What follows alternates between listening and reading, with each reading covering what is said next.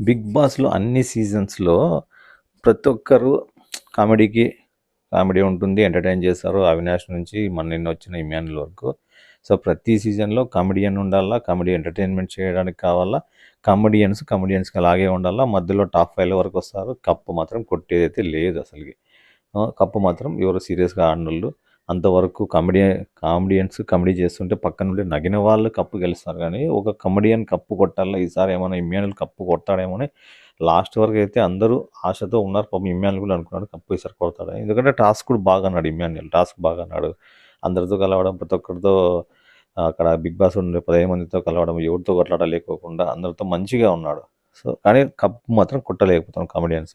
ఇంతకుముందు సీజన్ అవినాష్, రోహిణి వచ్చినప్పుడు అంతే. సీజన్ యాక్చువల్‌గా ఇంతకుముందు సీజను ఇంగా సీజన్ ఏం పెద్ద సక్సెస్ కాలేదు. ఆల్రెడీ సీజన్ అట్టర్ ఫ్లాప్ అయింది. అట్లాంటి సీజన్‌నే వైల్డ్ కార్డ్స్ ద్వారా వచ్చి అవినాష్, రోహిణి ఇద్దరు కలిపి పైకి లేపినారు. సో, ఇప్పుడు ఈ సీజన్ కూడా అంతే. ఇమ్మాన్యుయల్ ఈ సీజన్‌లో ఒకవేళ ఎలిమినేషన్ అంటే ఎవరు ఈ సీజన్ అంత ఇంట్రెస్ట్‌గా చూడరు. ప్రతి వీక్‌లో ప్రతిరోజు అందరిని నవ్వించినాడు. అందరితో బాగా కలిసినాడు.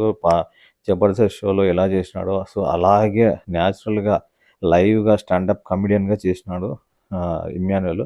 కానీ కప్పు మాత్రం కొట్టలేకపోతున్నారు కమెడియన్స్. ఇదైతే కొంచెం బాధ కలిగించే విషయం ఎవరికైనా గానీ. సో, కమెడియన్స్ ఓన్లీ కామెడీ చేసేకే పనికొస్తారని వాళ్ళు కూడా అన్నారు. సో, అదే నిజమైంది ఇప్పుడు.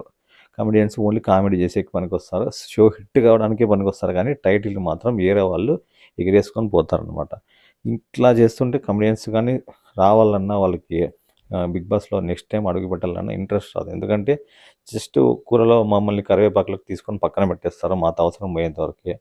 షో అయితే మొదటి నుంచి లాస్ట్ వరకు ఉండాల. కానీ టైటిల్ విన్ అయ్యే ఛాన్స్ మాత్రం మాకుండవు అని నాకు తెలిసి ఇమ్మాన్యుయల్ అయితే అనుకోండొచ్చు. సో, చాలా బాధపడి ఉంటాడు. ఇంతవరకైతే బాగా అన్నాడు. సో, లాస్ట్‌లో మాత్రం ఓటింగ్‌లో వెనకబడినాడు ఇమ్మాన్యుయల్.